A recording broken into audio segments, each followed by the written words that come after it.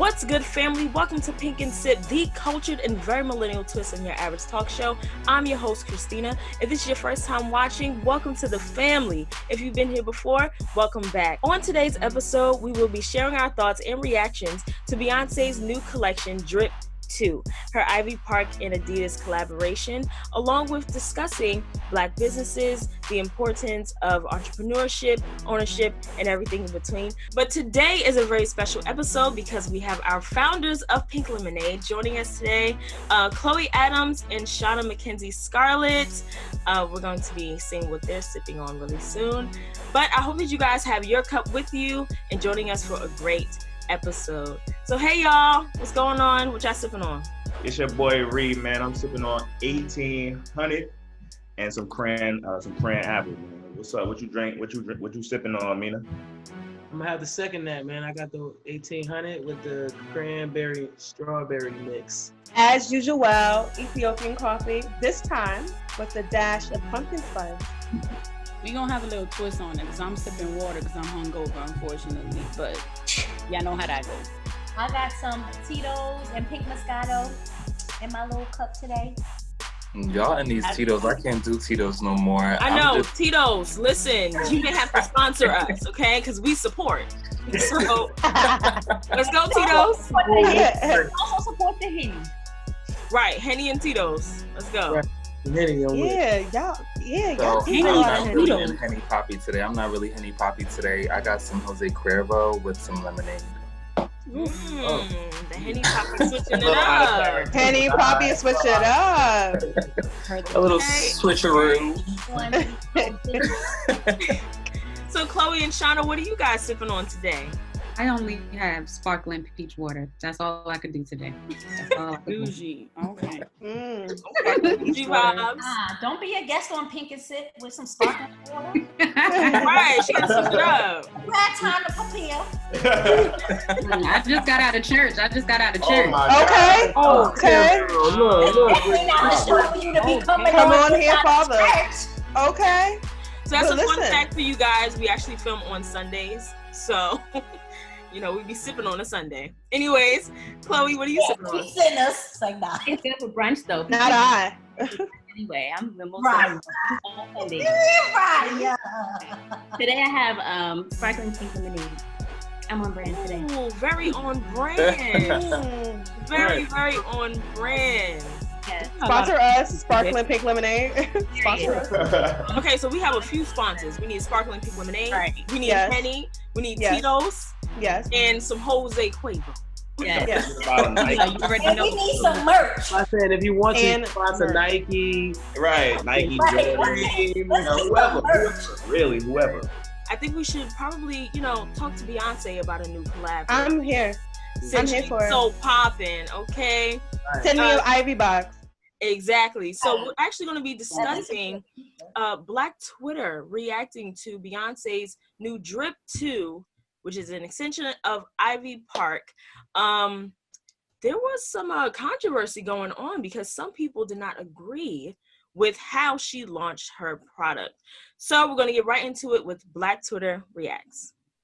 So as we stated before, the Beehive was pretty much under attack on Twitter because some people did not like Beyonce delivering her packages to celebrities again. Some people felt like she should have sent it to regular people like you and me. So PYNKmates, what do you guys think about Beyonce's launch? Do you agree with it? Do you think that she could have done something more? What's up? First of all, I'm not regular, so. I stand corrected. You know what I meant. We're not on Beyonce status. You feel me? E-list celebrities on this side. Period. I mean, if she would have sent that to me, I'm probably giving it away or selling it, be honest with you. Heavy on it. Really? Yeah. Oh, you can make a good buck off of selling that. That resale price would have been crazy. Yeah. I can't believe And I felt like she probably did send it to a couple of her fans, but because they're not famous, we didn't get to see them in room or, we didn't get to see them promoted that they had them. But I feel like Go ahead. Does she have to send it to regular people? I mean, I don't know anybody who got free Balenciagas. You know what I mean? I don't know anybody who got free Supreme or whatever wear. You know what I mean? I don't know anybody who got free. You know, I don't know anybody who's out here just saying, yo, why they don't send me that and go out and buy it anyway? You feel me? I think her tactics was genius. Yeah. It's a very logical marketing strategy. I mean, let's just be honest. Like, celebrities have a lot of influence. They got millions of followers, 13 different flavors. It's a whole bunch of stuff. Like, you can never get old of it. So it's like, it's whatever. Like, I enjoy it. I think influencers can make any brand have sales, and that's just a fact. And most celebrities are influencers. I just think it becomes insensitive when you want low or perhaps middle class folks to rock your stuff, but you're selling it for a price that they cannot afford when you just kind of gave it to an influencer for free. So I think that might have been why people were upset. But if anything, it's like why you can't make other people be your regular clients be influencers. You know, we haven't seen that before. Well, we kind of saw it with Rihanna and Savage Fenty because we saw different people that perhaps we weren't exposed to before, and I think that was a great marketing tactic itself. Right. I do want to bring up this tweet that Pastor Kitty said. Pastor Kitty. That was pretty sacrilegious. That's his name.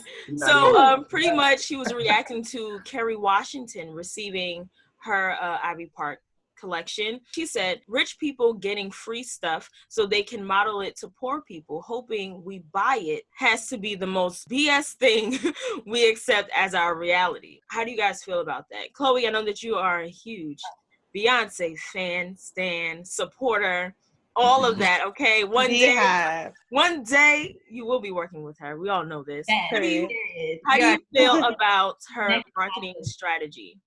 Well, you know, it's funny that tweet is interesting to me only because, you know, there is no like straight path with that. You can't, it just seems really black and white, but there's so much behind it. In PR and public relations, you are supposed to send this stuff to celebrities for them to wear your stuff. People sending wigs, people are sending shoes, hair products, all these different things for people to try so that these businesses can be used as a way, or, you know, these small businesses or even larger businesses can use that to say, hey, look, such and such use this. And so what Beyonce's doing is simply what everybody else is doing in their own way. If you have a small business, you're going to send your stuff to celebrities for them to wear as well. And so just for the sake of using their influence as a way to get you some type of revenue or some type of income. At the end of the day, Beyonce's a businesswoman. And so at the end of the day, she has to appeal to who the world appeals to. And the world right now appeals to celebrity. How we kind of pitch ourselves, we want these people to see our stuff at the end of the day. And so when it comes down to it, even if you're a small business or a large business, you're going to do what the majority of the people are doing. Where are they? On social media. What are they doing? Following these people. What's the algorithm doing? The algorithm is only showing people with those large following. So you have to go where the data shows. And so what Beyonce's doing is going by the data, going by what people are doing. She's finding the TikTokers, the celebrities. She's not just going with just the celebrities. That just happens to be the people that we're seeing. But she's cultural influencers. Scotty Beam just got something not too long ago. You know what I mean? And not saying she's not big or anything like that, but she's finding different people in these different areas, in these different avenues that that can be influential to someone else. At the end of the day, Beyonce, she could be doing anything, to be quite honest. She could be sending this to people, you know, to friends and fans who want to support her. We just won't see it. We don't know at the end of the day. I mean, look at, what's that girl for Halloween? She dressed up as Beyonce. That plus size model. Right. She was great. Beyonce used the power of social media, saw it, and then sent her something. So it's not that she's doing it on purpose. She's purposefully looking for people who are creative and influential in their own way, whether they happen to be big stars or smaller influencers. So who were your favorite celebrity reactions? I did like the fact that you brought up Scotty Beam, because that's a very reachable celebrity, because she is a very famous figure, media personality, but she is still reachable. Shout out to our interview that we did earlier this year with Black Girl Podcast. You guys can check that out on the Squeeze. Anyways, I did really appreciate her sending it to Keke Palmer. I think that's another person that is fairly reachable and very relatable to millennials now. But Shauna, who was your favorite reaction to the Ivy Park deliveries? Honestly, I haven't seen them. I like Beyonce, but I'm not really like a stan. So I haven't really been paying attention. So that's my fault. I don't know. So what would you do if you received a Beyonce package? Ooh. Would you keep it all? Yes, I would keep it. First of all, going back to what y'all were saying about reselling it, you can't resell what Beyonce sent you. I'm not like the biggest fan, like I said. You're not gonna sell Beyonce's good stuff. Not on Beyonce's good internet. No, you're not. First of all, Beyonce don't pay no bills on this side, so I feel like reselling for whatever. Honestly, I'll sell the socks. I will sell the socks. I might keep a bag or a sneaker or a shirt, or I might keep an outfit or two. But she sent me that whole wardrobe. I'm not keeping that. Where am I going? We in the resale. I'm not gonna hold you. I will sell the leggings. I will sell the socks. I will sell things that I could just get. I could just go get some Hanes socks. I would sell those. Right. But I would keep the sweatsuit. You saw the one that she sent her dad. That's what I'm saying. I would keep that. It's some things that I would keep, but the stuff that I wouldn't necessarily wear, I'm not just gonna hold that in my closet. Right. I would totally re-gift some of the things I wouldn't wear. Like I would re-gift it to another person. I would not sell it, but I would re-gift it. Re-gift is different than reselling. Absolutely. I'm sure you would get top dollar on that. Adidas Ivy Park. And people be saying, "Oh, it's so expensive," but let's be real. Like it's Adidas. Like it's an Adidas brand. It's not like how much really are we talking about? Y'all, people was paying for Balenciagas, like Amina was saying. Like for Alexander. Well, I will say it does border the line. I think that people who are like super stans for Beyonce, who are like diehards, who are now spending a whole check for the month on Beyonce's whole wardrobe.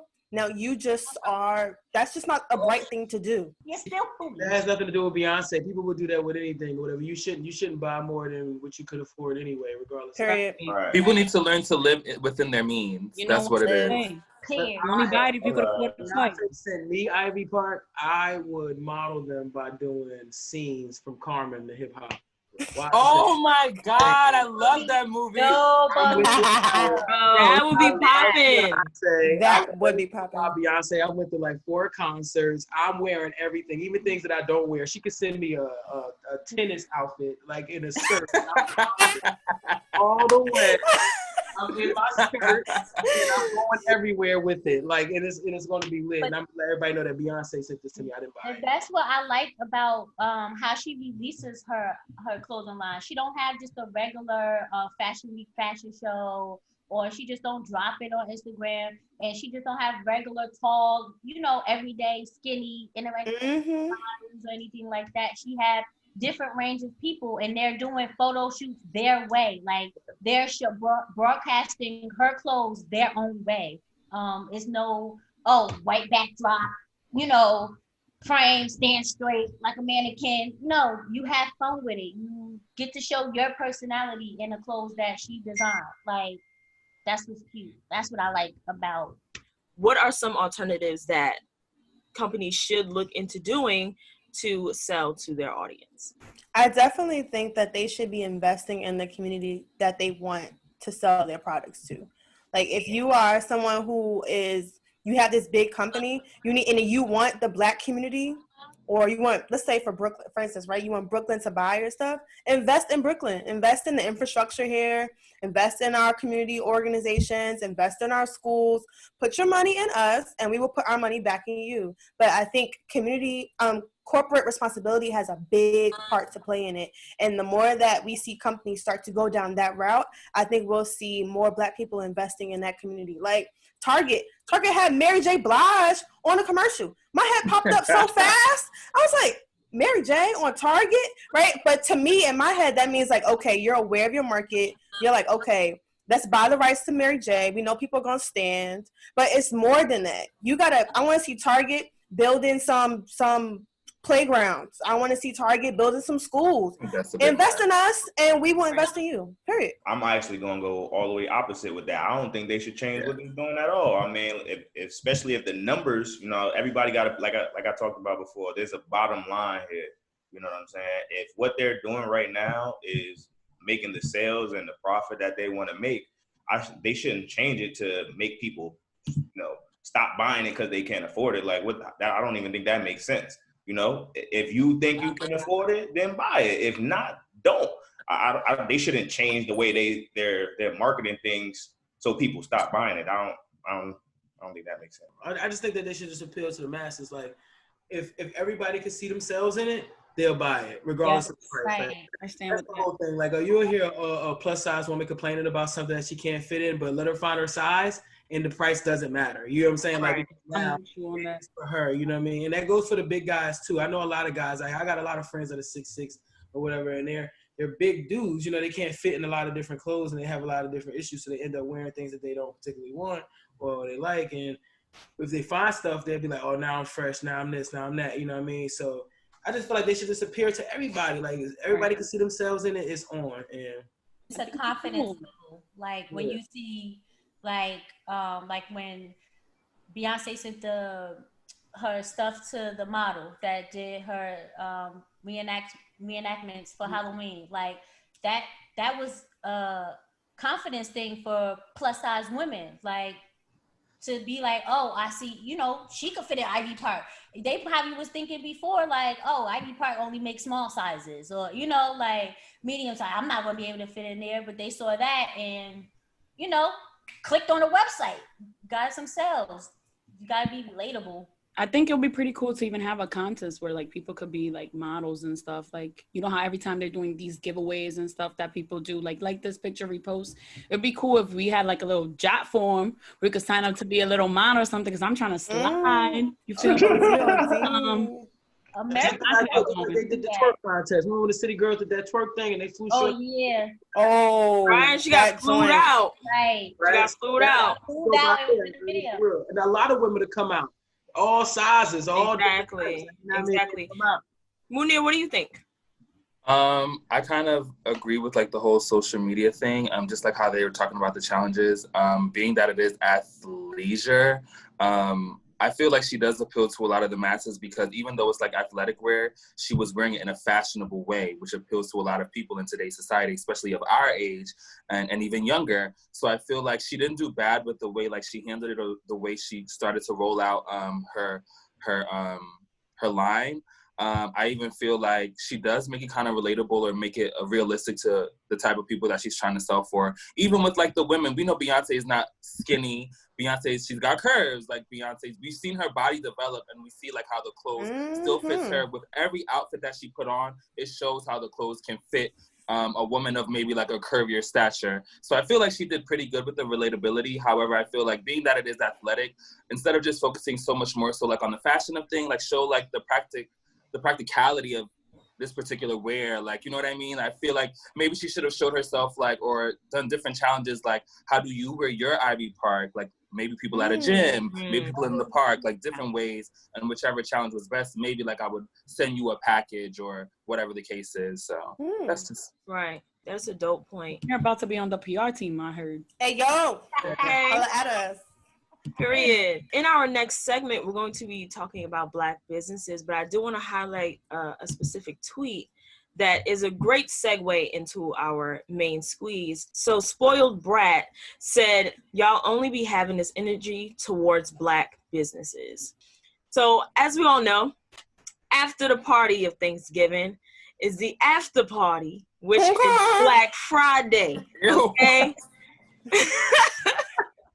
Okay. So compared to prior years, this year was very different, but nonetheless, the real shoppers showed out in person and online. The irony of it all is, did shoppers show up for our Black businesses, or did they just keep it a buck and just kept it regular? So my first question to you guys is, do you think that buying Black in 2020 is just a trend, or is going to actually become a practice? I think it's a trend right now because of all things that are happening. I think that buying Black is more than just going to your local Black business and buying something. It means a lot more, and I think people are just buying and they're not really listening to the meaning of it. Like, buying Black is about solidarity, right? So you can't go and try to buy from a Black woman or buy from a Black business and you still killing and beating up women. Like, it just don't go together, right? If you're going to do it in the right spirit. The spirit is in love. The spirit is in unity. The spirit is in supporting your community. So if you're not doing that work on a regular basis, and now it's Black Friday, I'm going to buy Black, and you're going to hop on the bandwagon, then you're just a trend. You're not really living the lifestyle. And I think this is a shift that we have to take. We can't just be a trend anymore. It has to be a lifestyle. I think that it is a trend, but I think like what really started this whole trending thing was more so like the turn of events that happened this year, because I don't think people were buying Black like how they are now last year.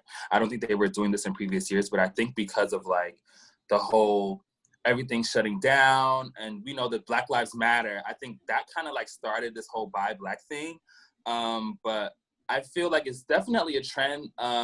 As we have already seen, because when like the malls and everything was closed down, everyone was like, yeah, buy Black, support Black businesses. As soon as the malls was open, y'all was back in the malls. Period. So are we really supporting Black businesses for a reason, or are we doing it for the trend? I think people really need to sit down and try to ask themselves, like, why am I buying Black, or what does buying Black mean to me?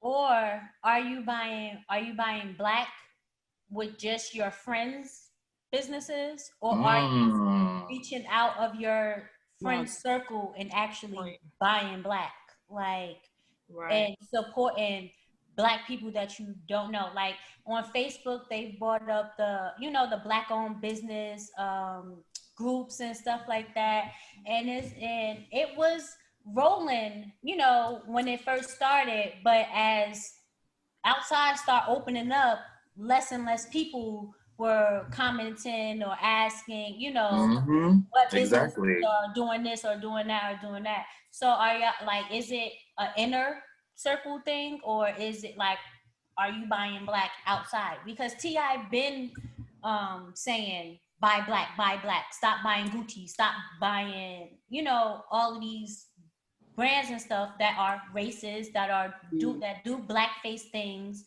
Like, it was a whole protest on Gucci supposedly because they had a whole blackface line. But soon as people got their stimulus money, that Gucci line at the outlet was bussing. Like, what happened? It's just counterproductive. And not only was it Gucci, it was other brands too. Like H&M had like a little Black boy wear a mustache shirt. Like, let's talk about it. It's been a lot of things that people said they were going to cancel, like for the culture, but y'all canceled it for the moment. As soon as the malls and everything was back open, y'all was back in the stores going dumb again. Like, y'all forgot everything y'all was just preaching about, everything y'all was just boycotting, everything y'all was just protesting. Went out the window, and y'all back supporting these brands that y'all said y'all weren't going to support. Tommy Hilfiger, Gucci. And y'all are buying it because of the name. Y'all are not buying it for any other reason but the name. But the name. Well, I just don't. So, I mean, I buy Black all the time as much as I possibly can. You know what I mean? Like, as Black people, we don't own everything. You know what I mean? So it's not like I can get all my needs and wants from some Black company. So but as far as like clothing line, like I buy whenever somebody hit me up like, yo, I got a shirt. I'm like, I'm in there, bro. Here's your cash app. Send me my shirt, son. You know what I mean? See, even like little corner stores. If I see it's a Black-owned one right next to the Poppy joint, I'm in there. You know what I mean? It's not about coming at me with the Poppy store real hard. I know we be bodega right there. I know we be having deals though. Stop playing with me. But it's just about mommy. It's about me just trying to continuously give my Black dollar to the Black person. You feel me? Like they can just keep going around. I'm just trying to support. It don't matter who you are, where you are. You know what I mean? My cousin all the way in South Carolina, like, yo, cause I make book bags. I'm like, all right, nigga, send me one.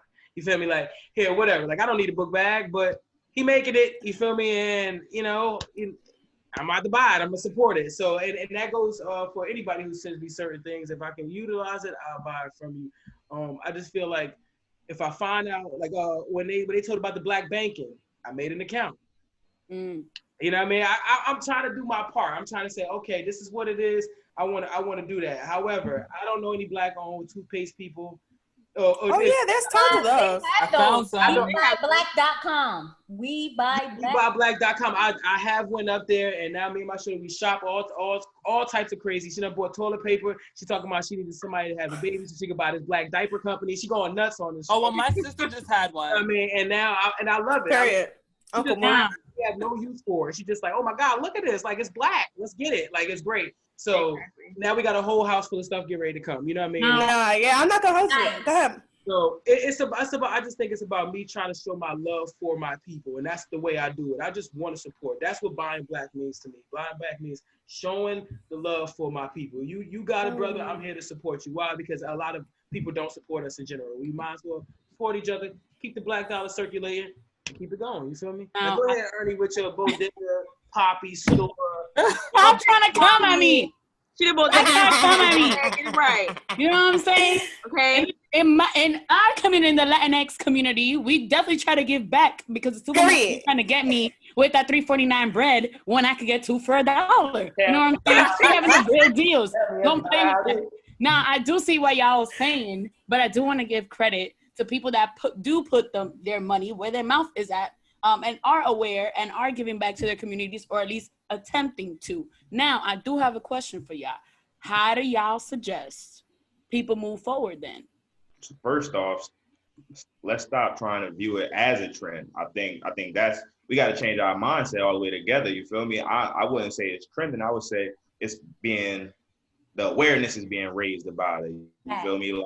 Because like Amina said, I'm not consciously going out of the way to buy black when I could just go to Target real quick. It's right here. Like, you know what I'm saying?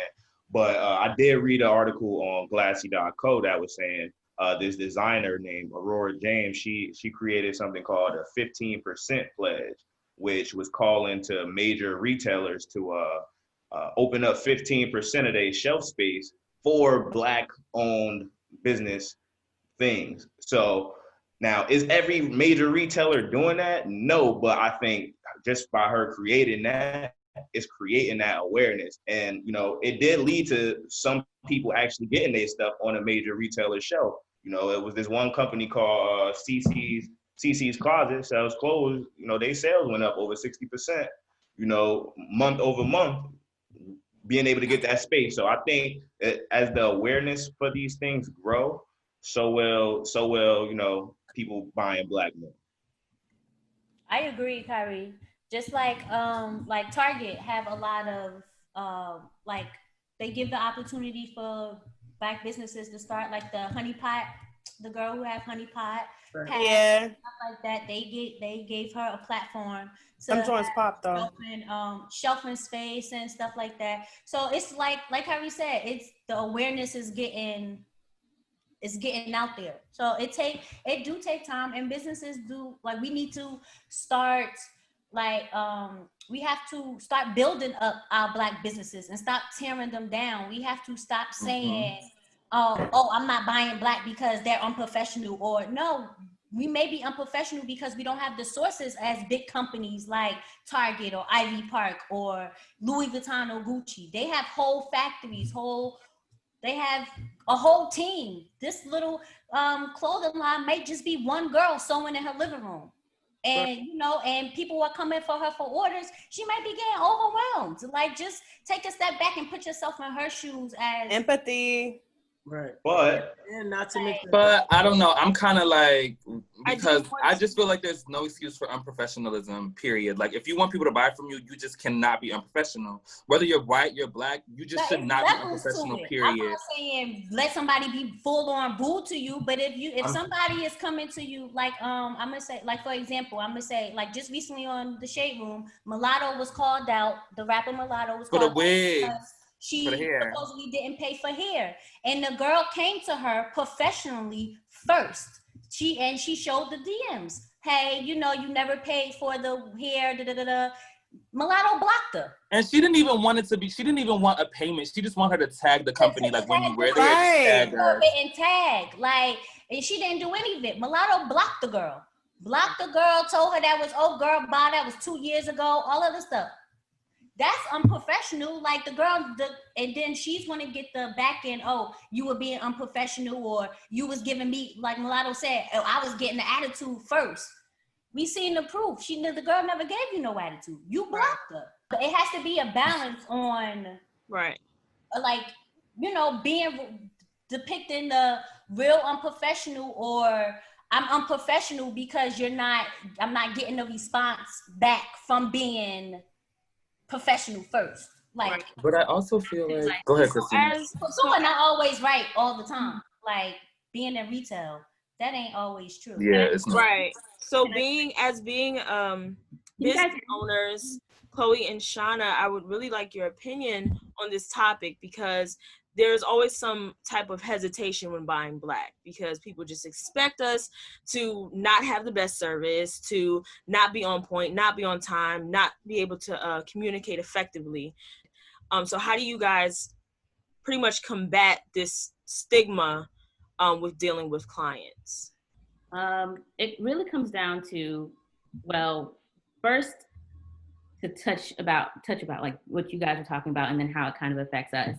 One, I think it comes down to understanding the history behind Black business, Black financial power, Black ownership, and how that stigma has affected us throughout the years. One, I don't think buying Black is a trend. I think it is something that it has been since hundreds of years ago. I mean, think about Black Wall Street, places like that. Philadelphia had a thriving Black business community. And there are hundreds of other small towns that those of us have never heard about, and stories behind the history that has been portrayed to us that showcase the power of what Black business can do for communities, outside of just keeping the dollar in the community, but also giving back to education, health, advancement, financial betterment, all of these different things. That's one. If you think about it, the buying power of Black Americans in this country today is at $1.3 trillion. $1.3 trillion. Do you know how long a dollar circulates in our community? 6 hours. Yeah, 6 hours. And so thinking about how we have $1.3 trillion worth of a buying power, and we can't keep a dollar in our community. All day. Right? But in a white community, it'll stay for 17 days. In an Asian community, it'll stay for something like a month. What are we doing in terms of understanding the history behind it, the racism embedded into how we operate? I mean, think about it. Munir said, I don't like people who do, bad business. They're not, people aren't professional. Where did that stigma come from? Black-owned businesses equals it's late, equals you're not going to get it, equals this. Well, why? Because, like Brittany said, there's no resource.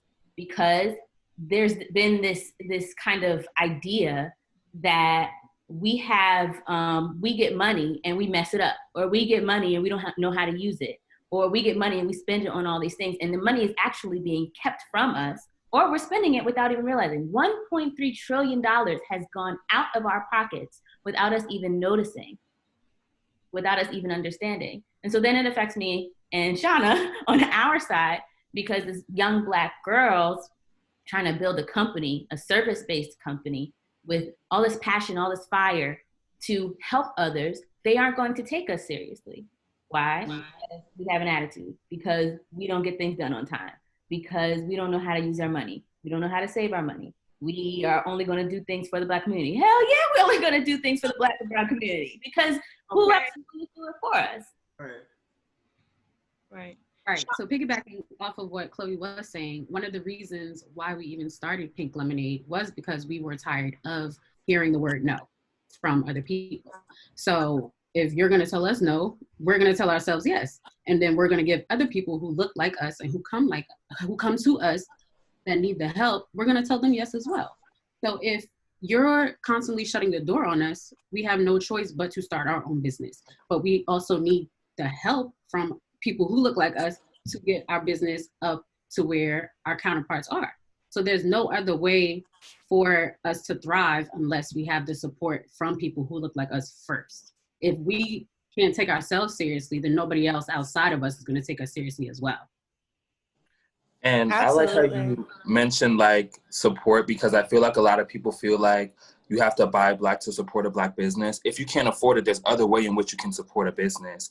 You can repost it. You can tell other people about it. You can advertise. You don't always have to spend the money on that business if you can't necessarily afford it. There's other ways to support businesses, and I think people really need to understand that just because you spend money doesn't necessarily mean that you're supporting. Yeah, you support financially, but are you supporting the business like as a whole? So I feel like people also need to understand like there's other ways to support than it just being financially as well. Right, and I think it's definitely about investing into an inclusive environment.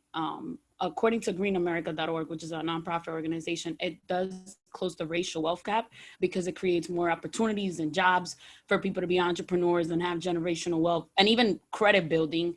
And it strengthens the economy for the community. It allows for financial literacy to take place, which then empowers people to take the next step and to have their businesses. Exactly, and if you think about it like that, it's kind of like, if you're going back into what's actually embedded into our DNA, we are all about community. We all about are back to the tribes in Africa, up through slavery, even through Jim Crow, civil rights, and up to now. We are about using community to really amplify what we're trying to do.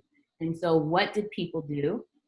They identified the fact that we use community and said, we're going to put community against them. We're going to feed their minds into believing something as though this community can attack each other and not believe in each other and not support each other and not help each other. If you look at the Jewish community, right? They are a thriving, beautiful culture, right? But you don't hear them letting people come after their own. Right? Because they believe so much in community, which is why you see them having these thriving areas where they have these school buses and businesses and things like that. And so we have to understand that we have to almost figure out a way to get back to a space where we understand that even in our own communities, we could be just like that, like Black Wall Street, like Philadelphia, like these places in the Midwest that were Black-owned, Black thriving communities, but taken away from us. And so those are some of the things that I would say we start with, and at least in educating. And I don't mean like going full force, because people don't really understand, but starting with implementing some resources and ideologies that are not detrimental to who we are as a people, but also continue to uplift us as well. That'll help us with our own companies. What Chloe is saying is spot on, but I think people are not ready to have that kind of conversation, right?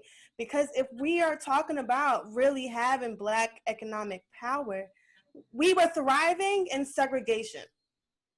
Like, I don't think that people really understand to the magnitude, right? We are all about community, but during segregation, early 1900s, like when Chloe was talking about, Black Wall Street, Tulsa, Oklahoma, right? They had everything, planes, airports, movie theaters, banks, schools, they had everything.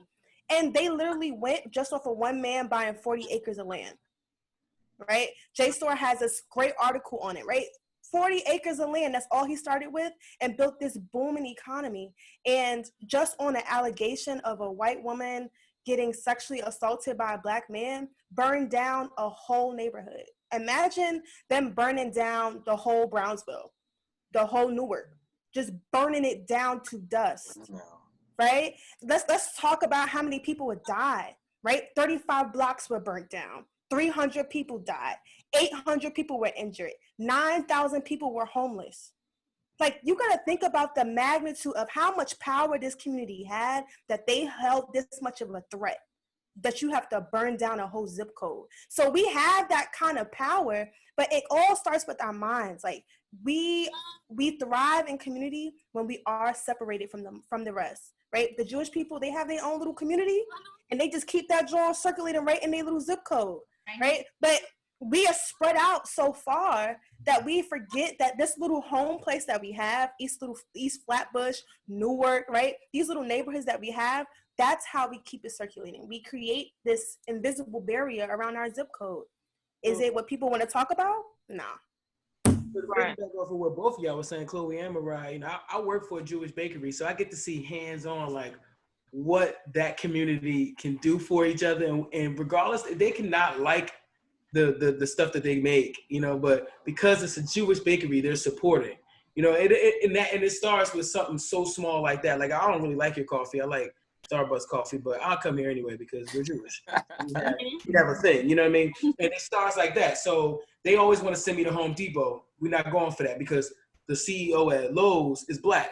He may not own Lowe's, but you got to support the people who are in these positions to do things. More of us can get there, you know what I mean? And that's how you're going to do it in a non-segregated place. Like, you're right, we did thrive when we were segregated, but unfortunately, that's not going to happen right now. I don't even know if it's an unfortunate thing. It's just not going to happen right now, though. That's not an idea that we can play on, you know what I mean? But we can operate just how the Jewish people are operating. While they are within the world, they are within themselves as well. It's 8,000 of them. They spread out. They all over the place. But one Jew see another. They could be from Flatbush and one could be from South Orange. However, they are going to have something in common and they will support each other. And that's what Black people need. You know, that's why I say I support out of the love for my people. I don't have to like anything. It ain't about that. It ain't about me buying it. It's about me putting you out there, so if another person may be interested in it, they can support you instead of going to the other one. If it's a restaurant right here, but they make the same thing, but this one is owned by a brother or the management is by a brother, I'm gonna go right here. You know what I mean? Because you just got to give them a chance. You know, a lot of Black people, we don't get the chances that everybody get. And I see the Jewish folks on my job, they mess up all the time.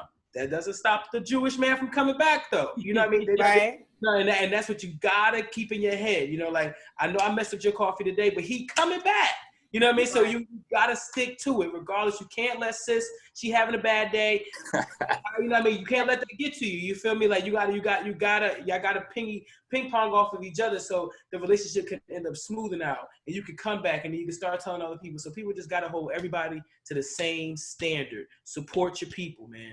Right. We don't have support in the household, in the streets. We don't have it anywhere. We gotta support each other because it's important. You feel me? That's that. Our lives really depend on it. You know what I mean? We're gonna. And if you want to support Black businesses, there's tons of groups on Facebook. I know one that has like over 1,000 people in it, 1,000 small Black businesses. It's called Black Business Worldwide. Go look in it. You'll be surprised at the kind of stuff that people are selling. Candy, jewelry, like all kinds of stuff. These are all Black businesses. And go and support. It's not... Yeah, all you have to do is just search for the things that you really want to see. And especially with our influence, Amina, you brought up a great point. With what we see is what we buy. So especially in music, 21 Savage has a partnership with Chime, where he is teaching financial literacy, also giving out $1,000 scholarships as well. So I think that is really important for us to have our musicians and our filmmakers, people in entertainment that influence us on a daily basis, to also be a part of this message and to also be a part of this movement, because it's just really important. So thank you so much, guys. This was great. This is a very eye-opening episode. I hope that you learned from this. I hope that you learned from our wonderful founders, Chloe and Shauna. Thank you so much, guys, for joining us today. Subscribe, like, comment, follow us on all of our socials, and DM us. If you have any local businesses that you would love for us to support, check out, please hit us up on our socials. They're all linked below, and we'll see you on the next one. Peace.